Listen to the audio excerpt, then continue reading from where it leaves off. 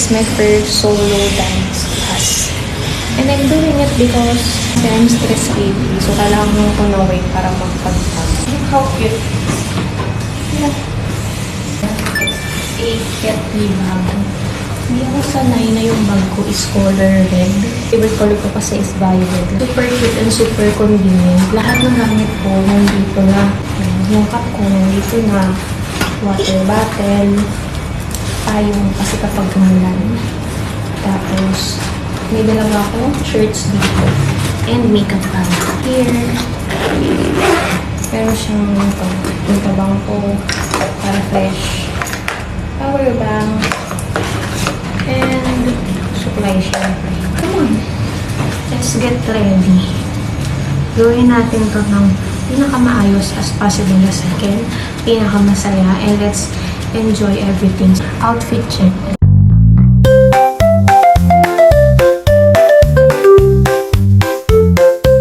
Mating ako ng 30 minutes before my class. Kahit ang nakalagay naman sa note, do not arrive 10 minutes earlier. Sumunod? No. Pero imaginein mo 500 for a solo class with 1 hour and 30 minutes. Okay na no guys. Wala na akong ginawa kung hindi magtrabaho ng magtrabaho. So kailangan ko ng something para mawala yung stress ko dahil for the past 3 months sila ay isang malungkot na bata. Kailangan natin ng pagkakaabala. Pinangako ko sa sarili ko na dapat pagdating ng July masaya na ako. And ito yun. Masaya ba ako? We'll get there, Raika. Isang top. Narating din tayo dyan. Huwag lang talaga sana ako abutan ng ulan. Kasi 2:45 pa lang. Parang aabutan na ako ng ulan. Ano ka dito, Phil? Pwede mo film kayo sa kanila. Usually ganito, tapos naka-point kayo sila. Para kita na naka-point. By the way, malaki po mata mo. Gusto mo ba naka-open yung lights or ganito na? Okay lang po. Pinaka-pagpasal ako. Okay, kasi may mga students ako, kailangan naka-on yung lights. Okay. Let's do stretching first. Ay, bakit? Stretching. Okay.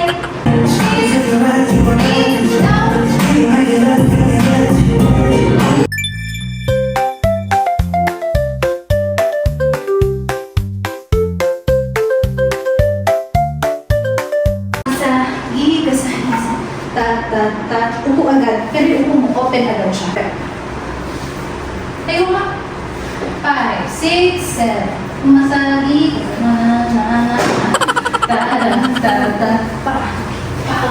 Dito yung weight mo, Go na. Naka-rights dito. Yeah. Kung mag-speak mo isa. Tapos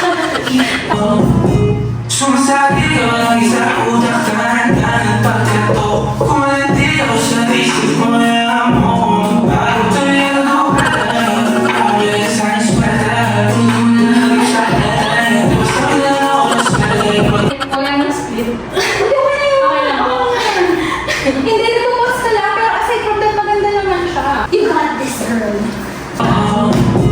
sumasabi ko lagi sa utak ka ng pagkato. Kung hindi ako sa isip mo, bago tuloy ako pala.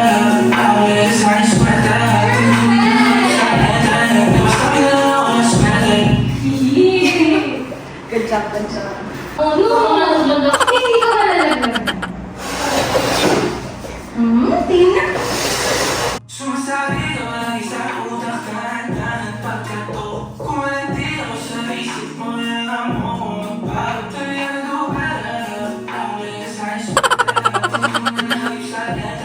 Basta kilala ako na smell. Magbasa kayo ng baby. Itan mo sa mga ng tweet. Madaling araw ng Martes. Para di na ang malas. May narating sinulat. Marami ka na ng kalas sa titik. Body na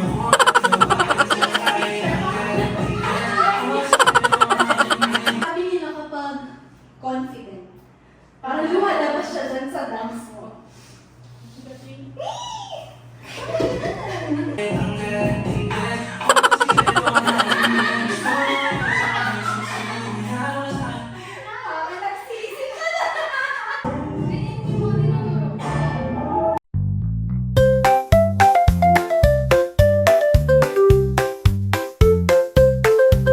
Kakabalik ko lang ng dance class from Cosmic Studios.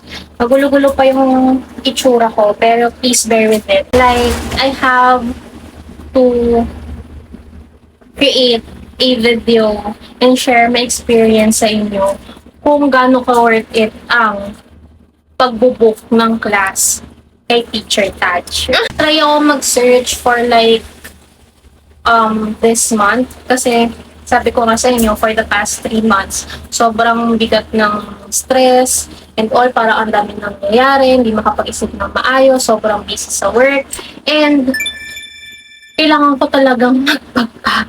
Para makapagpagpag, kailangan mo humanap ng hobby, which is, for me, is dancing. Apparently, with other dance classes that I had here in Manila, parang na-feel ko na hindi ko na ulit kayang mag-public classes because yun nga, yung parang trauma ko with dancing, nadadala ko doon. Tapos, okay lang naman kasi syempre kapag public dances, wala kang kakilala sa mga tao, walang nag-judge sa'yo kung gaano ka magaling. You just dance for fun. But in my case, dahil may trauma nga ako sa pagsasayaw, syempre mahirap pa din.